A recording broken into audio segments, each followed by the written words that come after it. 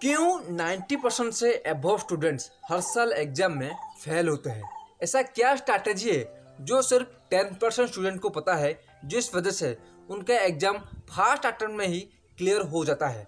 अगर आप सच में इस बार एट एनी हाउ किसी भी एग्जाम को फर्स्ट अटेम्प्ट में क्लियर करना चाहते हो, इस वीडियो को ध्यान से देखना, क्योंकि इस वीडियो में मैं अपनी 6 साल की एक्सपीरियंस बताऊंगा और उसमें मैंने जितने भी मिस्टेक्स किया है यहाँ पे पॉइंट वाइज लिख के लाया हूँ।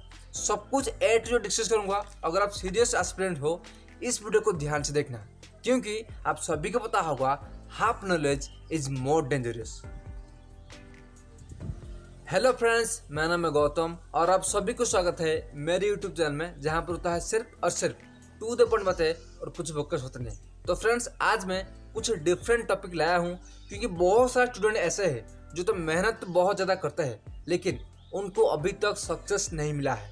इसके बारे में बहुत सारे स्टूडेंट का मुझे कॉल आया था कि सर मैं क्या करूँ, कैसे पढूं, क्या करूँ कि डेफिनेटली मेरा एग्जाम क्रैक हो सके। अगर आप भी उसी कैटेगरी में हो, आपका एग्जाम क्रैक नहीं हो रहा है, इस वीडियो को ध्यान से देखना, क्योंकि मैं जो भी पॉइंट्स बताऊंगा ना, ये मेरी 6 साल की एक्सपीरियंस है। और हाँ, काइंडली नीचे कमेंट करना कि आप कौन सी एग्जाम के लिए प्रिपेयर कर रहे हो, तो अभी मैं आपको पर्सनल बात करूंगा कि आपको क्या पढ़ना चाहिए और क्या छोड़ना चाहिए। क्योंकि जो भी स्टूडेंट को ये पता नहीं है कि क्या पढ़ना चाहिए और क्या छोड़ना चाहिए, वो कभी भी सिलेक्शन नहीं पा सकता। अभी मैं बताता हूँ मैंने जो मिस्टेक्स किया था अपने टाइम पर 2016 में। काइंडली जितने भी पॉइंट बताऊंगा केयरफुली ध्यान से वो पॉइंट को सुनना। ओके, फर्स्ट पॉइंट है कि जब मैं 2016 से प्रिपेयर कर रहा था, उस टाइम पर मैंने मल्टीपल एग्जाम पर फोकस किया था। मेरा फोकस एक पर नहीं था, यानी कि मैं ओजे दे रहा था, उसके बाद नीट दे रहा था, आईसीआई दे रहा था, डिफेंस एग्जाम दे रहा था, आर्मी के लिए दे रहा था, एसएस के लिए दे रहा था। बहुत सारे एग्जाम के लिए मैं प्रिपेयर कर रहा था, जो कि मेरे लिए एक बहुत बड़ी गलती थी, क्योंकि मेरे पास उस टाइम पर कोई स्पेसिफिक टारगेट नहीं था। अगर आपके पास कोई भी स्पेसिफिक टारगेट नहीं है, आप कभी भी किसी भी एग्जाम को क्रैक नहीं कर सकते। ये मैं लिख के दे सकता हूँ। मैंने जो गलती किया था आप मत करो। मैंने अभी तक लगभग 250 एग्जाम दे दिया था 2021 आने तक, यानी कि 5 साल में मैंने लगभग 200 प्लस एग्जाम दे दिया था, लेकिन मेरा कुछ स्पेसिफिक टारगेट नहीं था, जिस वजह से मेरा सिलेक्शन नहीं हुआ था। ओके, सेकेंड पॉइंट है कि मुझे अगर पता नहीं है कि प्रॉपर टारगेट क्या है, तो मुझे सिलेबस भी प्रॉपर नॉलेज नहीं था। मैं यही सोच रहा था कि मैं नीट के लिए प्रिपेयर कर रहा हूँ तो मैं डेफिनेटली डिफेंस का एग्जाम भी आराम से क्रैक कर लूँगा, जो कि बहुत बड़ी गलती है। ध्यान से सुन, अगर कोई भी एस्पिरेंट्स डिफेंस के लिए डेडिकेटली पढ़ रहा है 1 साल से या फिर 6 महीने में, उसका सिलेक्शन होगा। या फिर आप नीट के लिए या फिर ओजे के लिए प्रिपेयर कर रहे हो और आप भी डिफेंस के लिए टारगेटेड हो, आपका सिलेक्शन होगा। आप ये खुद से पूछो। तो मेन पॉइंट है आपका टारगेट क्लियर होना चाहिए कि मुझे कौन से एग्जाम को क्रैक करना चाहिए। अगर आपको टारगेट क्लियर है, आप इस साल हो या फिर नेक्स्ट ईयर में डेफिनेटली क्रैक कर सकते हो। लेकिन अगर आपका टारगेट क्लियर नहीं है, आप कभी भी सिलेक्शन नहीं पा सकते। ये रहा मेन पॉइंट। सेकंड पॉइंट है लैक ऑफ प्रॉपर नॉलेज। किसी भी एग्जाम को देने से पहले उस एग्जाम के बारे में प्रॉपरली नॉलेज लेना चाहिए, यानी कि उस एग्जाम का एग्जाम पैटर्न क्या है, उसमें नेगेटिव मार्किंग है या फिर नहीं, नेक्स्ट सिलेबस क्या है। क्योंकि बहुत सारे स्टूडेंट, मैंने भी गलती किया था, मैं सोचता था अगर मैं टॉप लेवल का एग्जाम मतलब उसके लिए प्रिपेयर कर रहा हूँ तो मैं जो भी छोटे मोटे एग्जाम है वो इजीली क्रैक कर दूंगा, लेकिन ये गलत है। कोई भी एग्जाम छोटा नहीं होता, कोई भी एग्जाम इतना बड़ा नहीं होता। वो आपकी नज़रिया है जो आपको सोचने पर मजबूर कर देता है कि ये एग्जाम बड़ा है, ये एग्जाम छोटा है। इसलिए जो भी एग्जाम हो उसकी proper knowledge, syllabus, exam pattern, marking process आपको पता होना चाहिए, तभी जाकर आपको सिलेक्शन होने का मैक्सिमम चांसेस बढ़ जाएगा।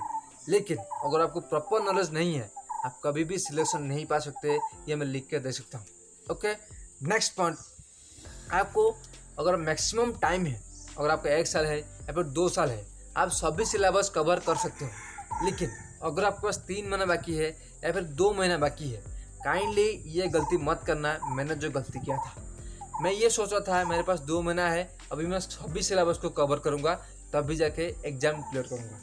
ये सोच बहुत बड़ी गलती है।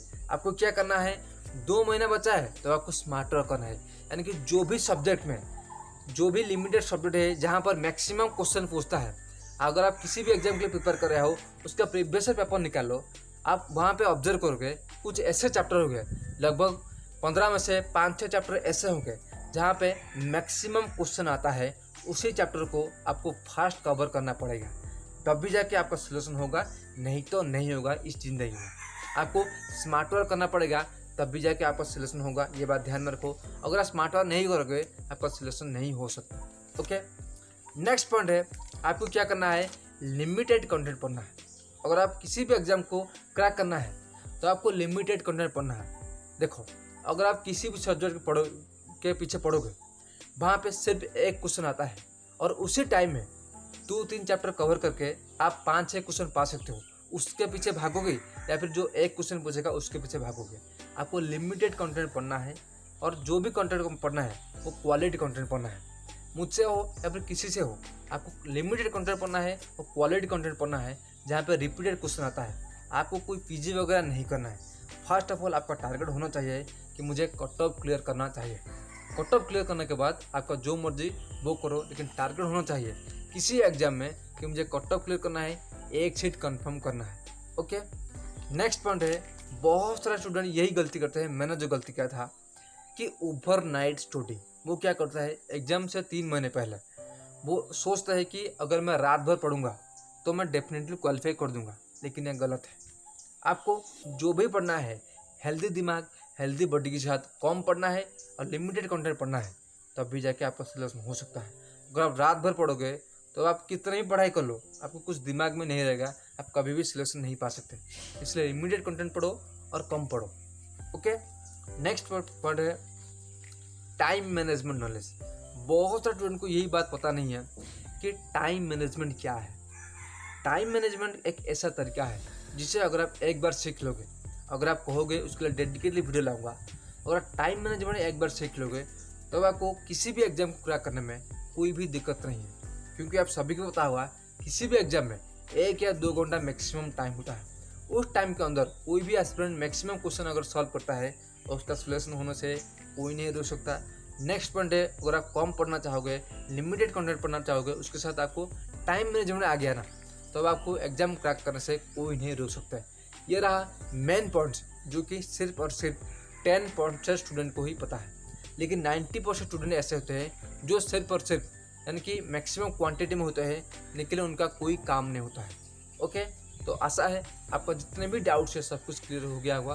अगर कुछ भी डाउट हो नीचे कमेंट करना, मैं आपको डेफिनेटली लिख दूंगा। आज इतना ही, मिलते हैं नेक्स्ट वीडियो में, तब तक खुश रहिए, कीप स्माइलिंग।